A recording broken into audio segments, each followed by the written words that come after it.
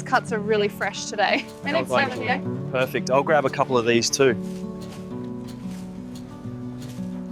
This one is almost ready. Mine needs a bit more time.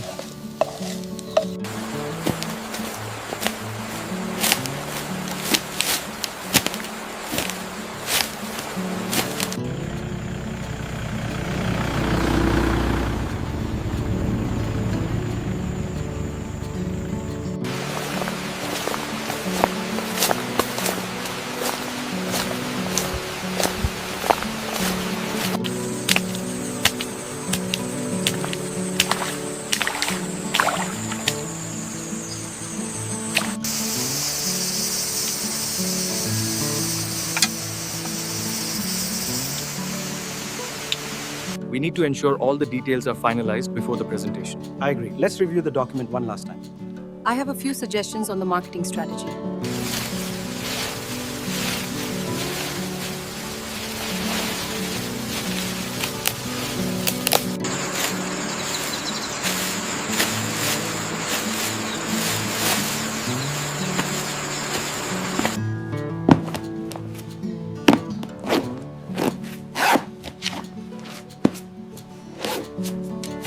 It was a pleasure doing business with you. Yeah. Likewise, hope to see you again soon.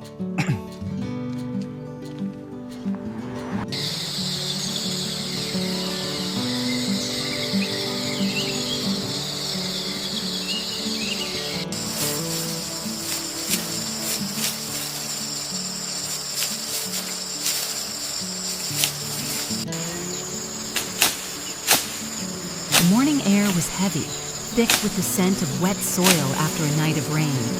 Diep walked along the dirt road, her footsteps slow but steady, her shoulders tense as if she carried 1,000 invisible stones.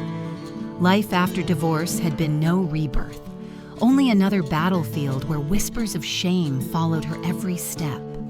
She thought she had buried the past, yet there he was, waiting at the roadside, her ex-husband, his face pale, his eyes hollow.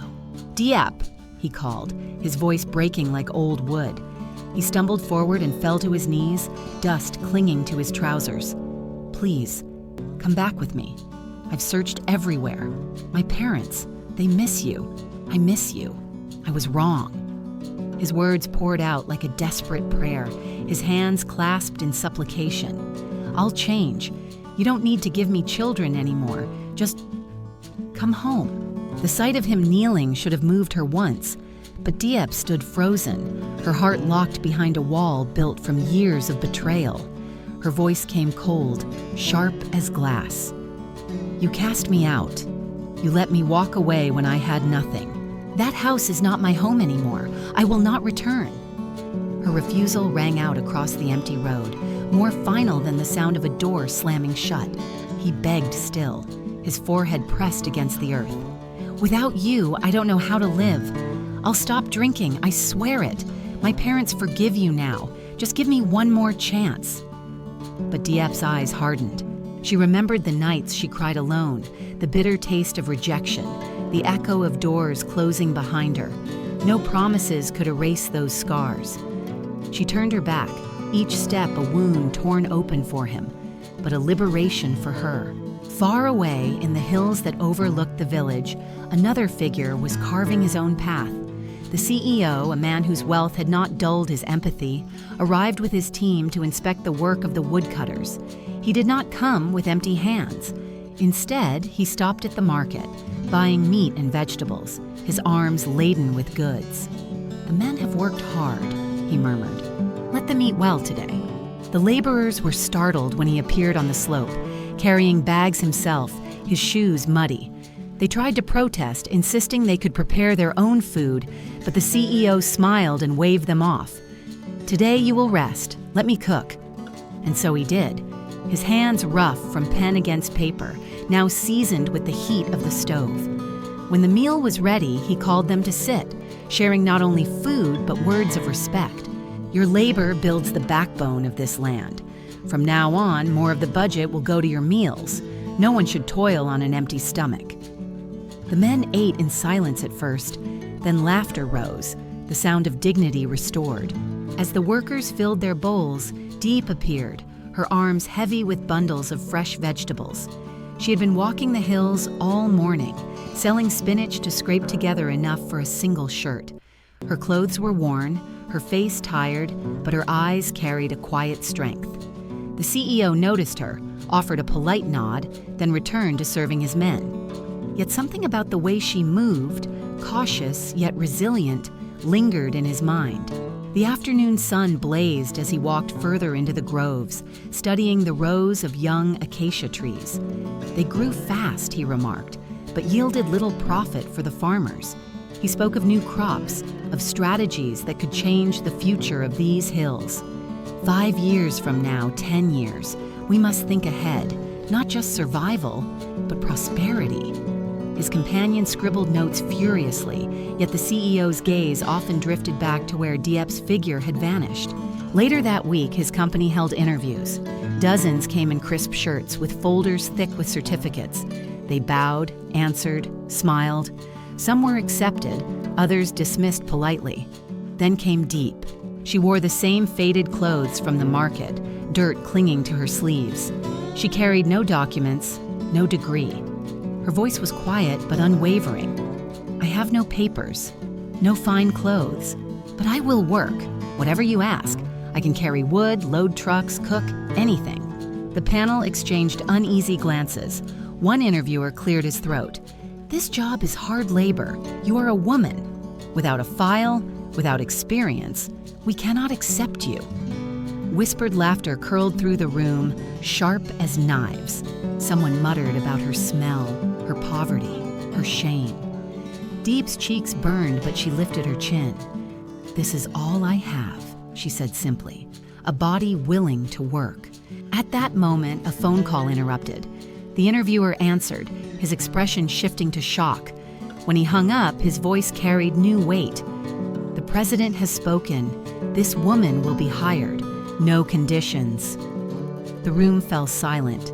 Diep blinked, hardly believing her ears. She had walked in expecting rejection, humiliation. Instead, she left with hope, her first job secured, a thread of survival handed to her by the very man whose kindness she had glimpsed on the hills. That night, as she prepared her daughter's meager dinner, Diep whispered into the darkness, "Perhaps tomorrow will be different." And though the shadows of her past still clung, a spark had been lit. Somewhere beyond the hills, a man of power had seen her worth, not as a wife abandoned, not as a beggar in rags, but as a human being still capable of rising. And for the first time in a long time, Diep allowed herself to believe. The dawn came quietly, with a thin mist curling over the village roads. Diep rose before her daughter, washed her face in cold water, and tied her worn scarf tighter around her hair. Today was her first day at the company, and though fear gnawed at her stomach, determination pushed her forward. She had been cast out, humiliated, treated as less than nothing. But now she carried a chance, fragile as a candle flame, yet bright enough to pierce the darkness. When she arrived at the yard where workers gathered, murmurs followed her. Some men eyed her with doubt, others with mockery.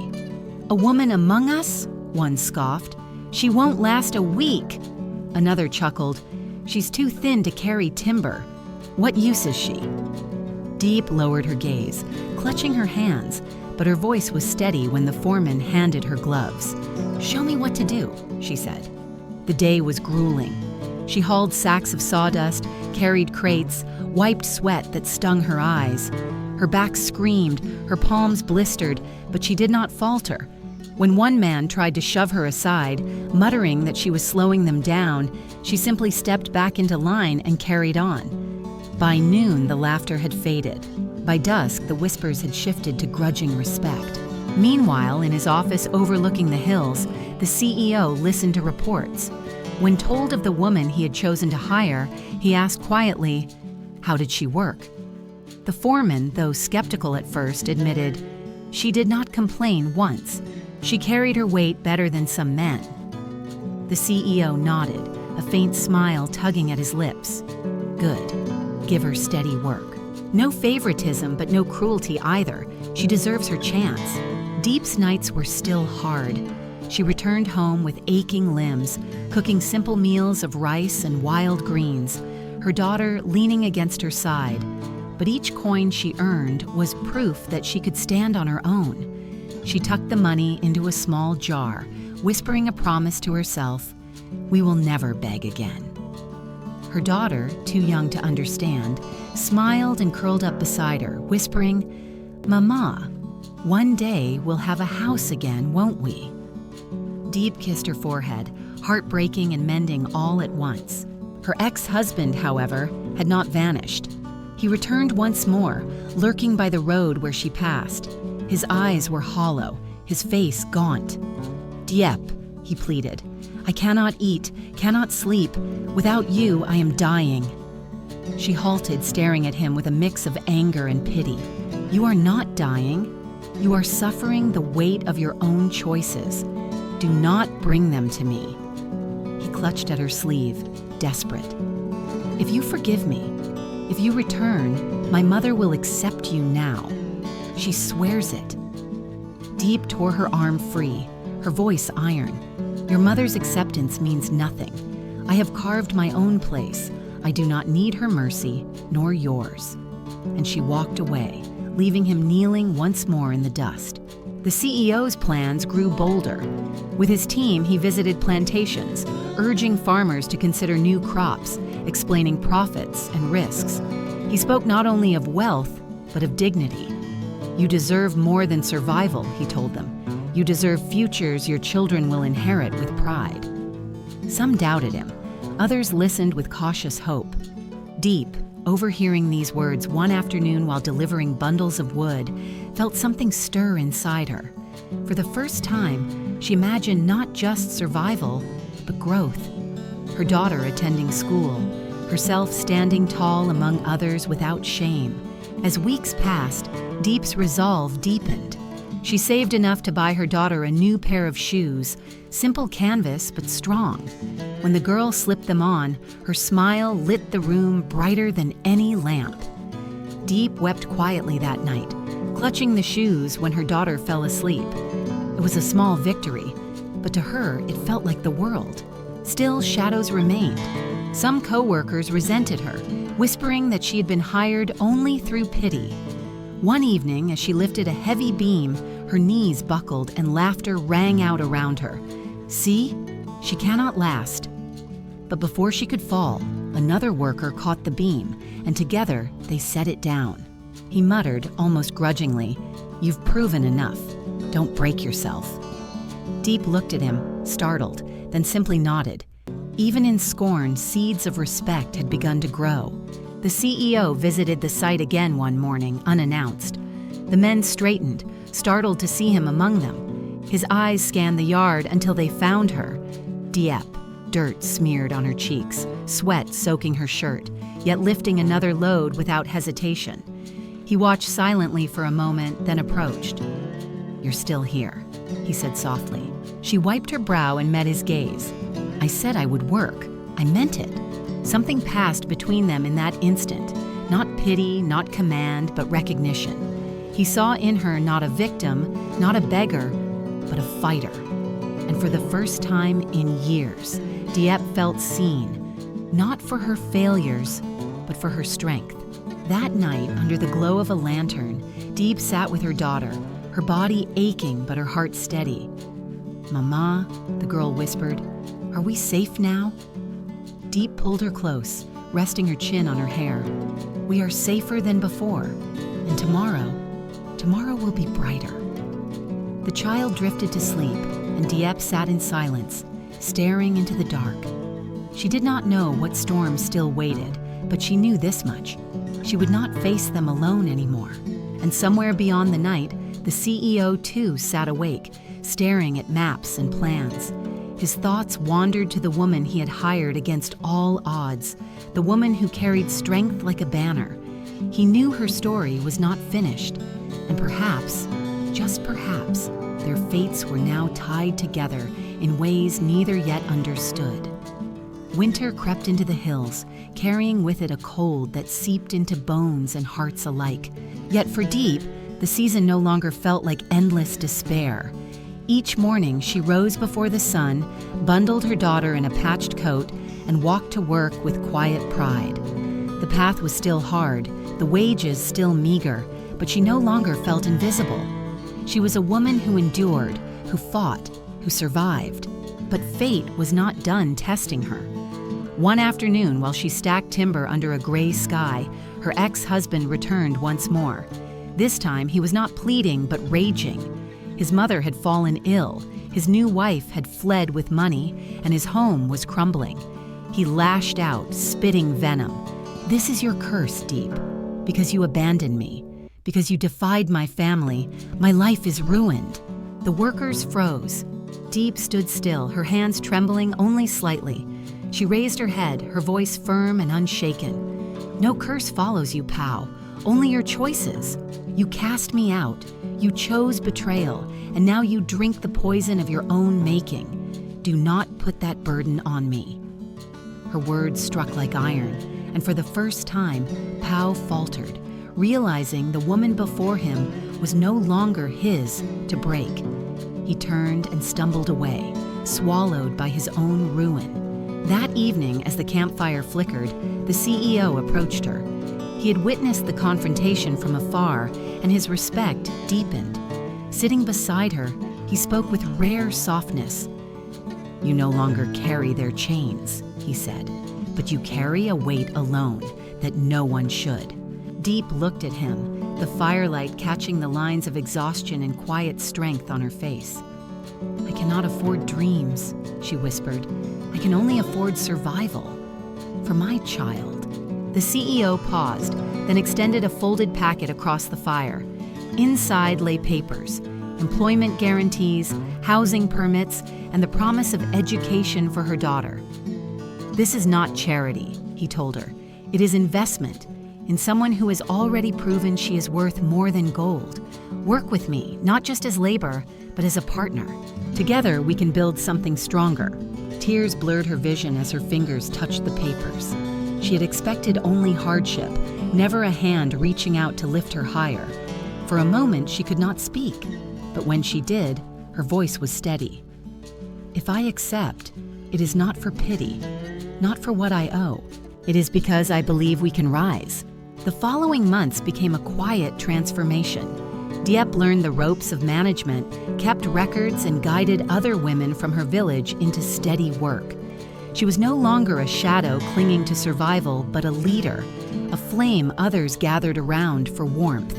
Her daughter thrived, her laughter bright again, her little hands clutching books instead of empty bowls. One spring morning, as flowers broke through the soil and the hills glowed green, Diep stood on the ridge overlooking the vast expanse of trees the company had planted.